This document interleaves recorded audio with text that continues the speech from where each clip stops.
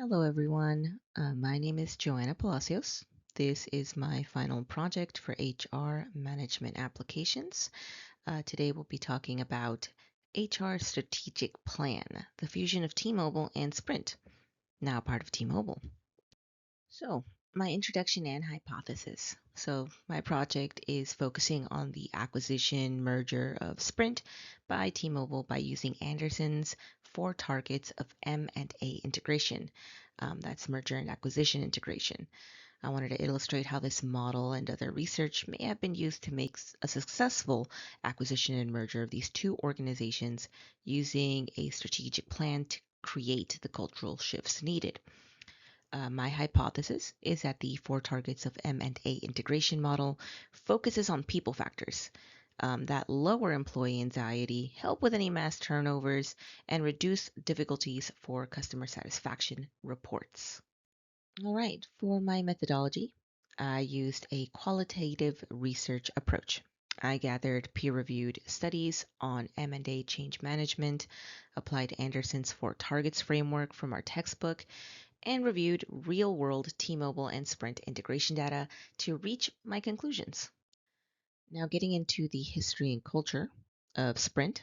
Before the acquisition merger, Sprint was ranked as the third largest national wireless carrier. Sprint Corporation was a private holding company for two publicly traded firms, Sprint FON and Sprint PCS. It was founded in 1986, 2 years after the Bell System breakup, ending the telephone monopoly. So the American Telephone and Telegraph Company had a monopoly over basically all telephone, telegram ways of communication. They were otherwise known as AT&T. And the government decided that there shouldn't be a monopoly and effectively split them up into 7 different regional companies. And that's how Sprint came to be. They did follow the traditional contract fees.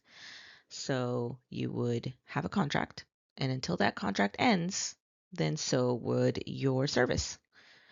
So traditional corporate hierarchy, it was heavily, there was a heavy organizational process, and the culture was a little more reactive. So it was a very like top-down type of model, traditional. And then we move to the history and culture of T-Mobile. The company was founded in 1994 by John Stanton of the Western Wireless Corporation as VoiceStream Wireless. Before the acquisition merger, it was ranked the fourth largest national wireless carrier, owned by Deutsche Telekom, which held 62% of T-Mobile stock and is based in Bonn, Germany. The culture of T-Mobile is the uncarrier branding. What does that mean? What that means is that they don't really follow traditional telecom pain points, tradition. They have contract-free plans, meaning you don't need a certain contract to stay with them to receive services. You can have a plan where you pay your phone monthly, pay for any services. It's very different. There was plenty of data carryover options. The movement was that it was seen as a fast-paced, casual, and rewarding of risk-taking. So, just a simple background to the merger. It was announced in April of 2018. Sprint did have the capacity to create a 5G network. However, in 2019, New York and California attorneys filed an antitrust lawsuit. So it was a multi-state lawsuit, and their argument was that prices would increase for customers and that it would reduce competition. So effectively, maybe creating another monopoly. In 2019, the merger was approved. However, they had to exclude Boost and Virgin Mobile to the Dish network. In 2020, they had their court victory. So in August of 2020, the phase out and integration started. The Sprint name was removed, and any remaining customers went under the T-Mobile brand, as well as many employees. So, the HR and OD problem. Anderson mentions that anywhere from 50 to 75 of all mergers and acquisitions fail, and it may lay closer to an approach to culture. When one organization acquires another and they merge, what organizational change happens? How will things get done? I do have some examples of the us versus them What distinct norms change? Corporate behaviors, the loss of identity, who stays, what stays, top performers, executives, institutional knowledge. What does communication look like? What roles are needed? And how are rewards and benefits redistributed? These are all big factors of change. So, Anderson's model has four main target factors. The first one is the individual level. So that's managing employee stress, anxiety. That includes, the fear of losing your job, role ambiguity. And it's important for an organization to keep communication often and be transparent. The second is team level, which is building trust that could diffuse an us versus them mentality. Here, an organization needs to focus on having a singular identity, shared values, and working on assimilating two different work cultures. The third is cross department level, clarifying roles, authority, job security. Here, teams would need to be focused on um, not to compete internally against each other. And the final target is organization wide level. This is the top cultural integration that focuses on updating workflows, pay, policies, and organizational goals that unify everyone. So, my plan application is my strategy is to integrate these two organizations, relying on Anderson's model and various additional research that can help with the acquisition merger. In this case, T-Mobile will need to work on a series of approaches to fully integrate Sprint within their organization. So, my strategic plan implementation. I would have it in four phases. Phase one is diagnosing, the planning, or the pre integration. So I would want cultural audits, HR visiting the site, maybe observing the culture that Sprint has if I were T-Mobile. Priority mapping, what's the priority between these two different organizations, and executive surveys just to find out how things get done around each organization. I would also phase in an integration playbook. Maybe joint leadership can work together on how to better integrate, and also store overlap analysis, which locations need to be converted to T-Mobile, which ones need to close. So basically figuring out the overall scope before the integration. Phase two would be day one, and that would be reducing anxiety, which would align with the first target. So I give it maybe a symbolic onboarding, welcome kits to make sure that the new Sprint employees that are merging with T-Mobile feel welcome, letting them know about the updated dress code that instead of traditional suit and tie, we're going into casual wear. Also, enhancing trust and support. So maybe having a joint CEO video uh, communication over all the Sprint and T-Mobile employees to know that this transition is happening in a very welcome way, and offering the Sprint employees a 24/7 mental health access that T-Mobile has, because changing from a merger from one company to another can be considered a very big life change. And I know certain employees are going to feel some type of frustration when that happens. So, phase three is the first 100 days, which is the integration that targets the second and third factor. So, leadership and culture. So, that would be pairing up cross legacy managers, making sure that both have a say in integration, how things will get done in different departments and areas, making sure that the transition from one goes to the other. Uh, Joint store huddles, making sure that leadership is encouraging the transition, making sure that everyone is knowing that they are one team. Operations and HR, so unified systems, converging from software to different departments, making sure everyone's using the same type of system. Sprint has been known to use traditional call centers, and T-Mobile uses call center pods, where a team of experts focuses on a certain region of the United States rather than just taking a call from anywhere. So it'd be the integration from one to another to unify and making sure that the organization is doing one thing. And commission guarantees. A lot of sales representatives, fearing that they would lose their commission rates, T-Mobile would honor those and even eventually phase them into the new structure, the unified structure of how commission is being done or how the pay is being done. Phase four is long-term anchoring, which is the fourth target. So that would be enterprise alignment. RTSC town halls, what that stands for is real time strategic change. So, virtual town halls where the executives open up with questions and answers that employees from all or both organizations can ask, giving a sense of transparency, making sure that the organizations are listening to their employees. Engagement, sending out morale surveys, recognition programs, creating programs that recognize the achievements of the merger, of people coming and integrating, and milestone gifts, making sure that departments and individuals are not just receiving the recognition, but actually receiving a reward to unify everyone as one team.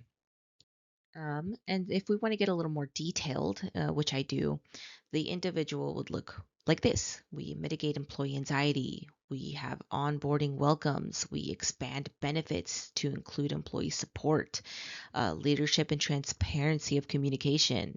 That would entail sending detailed timelines of the change. So even as the merger was announced and going, emails would be sent, information would be sent to all employees of what could be changed, and so on and so forth with each change. Job mapping, making sure that we're knowing what roles are being kept, what's happening to all these roles, and the shift of identity. So, welcoming those coming into the merger. I know that there's magenta pride that T Mobile has, the casual dress code on day one as well. Second target of team level, avoiding the us versus them, building psychological safety and fostering trust, knowing that you can communicate, give feedback, knowing that you won't be reprimanded for it. Pairing both legacy managers to avoid a dominant sentiment so nobody feels conquered. Now there's an effort for teamwork. Changing the corporate language. Sometimes T-Mobile has a way of saying things, Sprint has a way of saying things, and we have to merge those into one. We change how we do it. So instead of saying, this is how we do it, we start saying, here's how we are going to do it. Team building workshops, having shared goals, voicing operational feedback from both organizations to make sure everyone is unified. Again, third target is the cross department level. So there is going to be a need to restructure departments, workflows, and policies. So again, the call center changes, sales commission and pay structures. So individual quota versus team weighted performance model. So something would need to change to fully integrate into Sprint. So one versus the other. Operational training. So any retraining to any departments that overlap. So if there are two identical departments in T-Mobile and Sprint, there would be some retraining to make sure that there's a unified way of running that department. And benefits. Matching benefit programs, tuition reimbursement, merging 401ks. So, the fourth and final target is organization wide level. That means having a unified vision, building this new 5G network together. I mentioned the real time strategic change. So, it's the virtual town halls. This counts as a large scale intervention, which leads to strategy, immediate feedback, aligning of macro goals, and it sustains long term change. So, even including feedback loops and continuous surveys, always doing this real-time strategic change, and executives hosting Q&As and visiting retail locations would mean a lot for the organization at a very large scale to sustain that long-term change. Here I have some supporting literature. Um, the first one being Sheen 1990 that states that, yeah, dress codes and mission statements are easy. Real cultural change happens when leaders address employees' deep unspoken assumptions about how work gets done. So communication is important. Without it, um, it doesn't do very well. Stress and avoidance behaviors like quitting and checking out stem from poor management and communication. Merger announcements trigger immediate spikes to employee stress and turnover intent. And really, organizations can help shift culture by um, doing assessing of current rules, rewards, leadership, and innovation habits. Continuing on to some more supporting literature, organizational trust directly reduces turnover intent and employee silence while boosting overall morale. We find that enforcing a clear code of conduct and continuous leadership kept the employee ethics high during a massive corporate growth. We have other studies that say that high quality continuous communication throughout integration stages directly reduces post merger organizational friction. And that culture change is a slow, indirect process because changing work structures requires fundamentally shifting employee mindsets, behaviors, and supporting systems. Challenges, the pre merger risks. There's always going to be a risk when organizations come together. From the outside perspective, we had two surveys here that mentioned that reducing the market from a four to three national carrier would lower retail wireless workers' wages by up to 7% to reduce competition for labor. And that is a pressure point, that's a tension point, because it's saying, hey, workers are going to lose, they're going to lose wages. Another study projected that overlapping retail stores and administrative overlap from the merger would lead to approximately 30,000 job losses. Of course, when it comes to mergers, there will be a drop in jobs, but there will be also a high intake of integration from one organization to the other. So these are, clear challenges. These are clear worries, and that's very understandable. However, the results of the merger. So, what did it mean for a lot of consumers? Faster 5G build out. So, combining spectrum assets created a nationwide 5G network with faster speeds, broader coverage, far quicker than any company could be built alone. Better service for Sprint users. So, moving into T Mobile's network instantly improved their call reliability, coverage, data speeds. Temporary price protection. So one of the things that happened was regulatory requirements froze base plans for 3 years, protecting existing customers from immediate price hikes. Not only that, we had plenty of research and articles that concluded that forcing T-Mobile to divest Boost Mobile and sell network assets to Dish successfully created a fourth national carrier to satisfy regulators. So remember that antitrust lawsuit that was happening? There was now another fourth national carrier. Another research concluded that the massive technical efficiencies and rapid 5G rollout created by combining the networks outweighed the antitrust harms in court. Um, Another study found that merging Sprint allowed T-Mobile to successfully overcome major network capacity limits and rapidly expand 5G coverage across the US. And the last most prevailing research found that elevated real-world post-merger performance data from the T-Mobile Sprint combination proved that effective operational integration directly yielded consumer benefits, expanded network capacity, lower cost per GP, and enhanced customer service.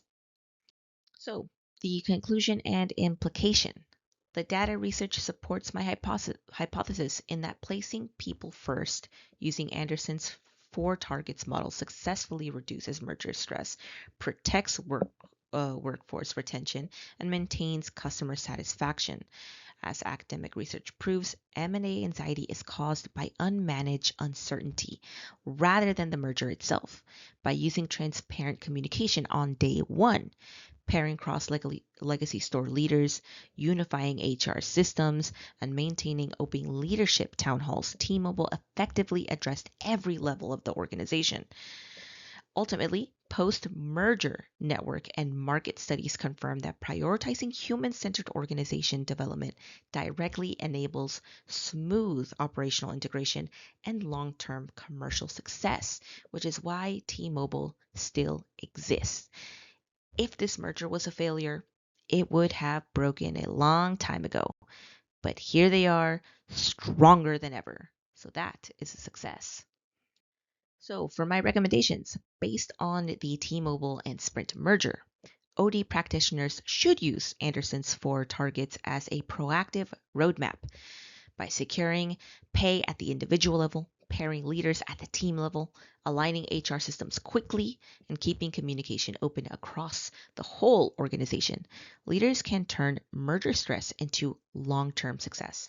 Leaders must also ensure rapid severance transparency for affected staff, deploy joint culture champions to guide store teams, harmonize sales KPIs early, and use frequent surveys to address morale issues in real time. Thank you everyone for following along to my final project. This slide is the beginning of my references. Again, thank you so much, and I hope you guys have a great rest of your day.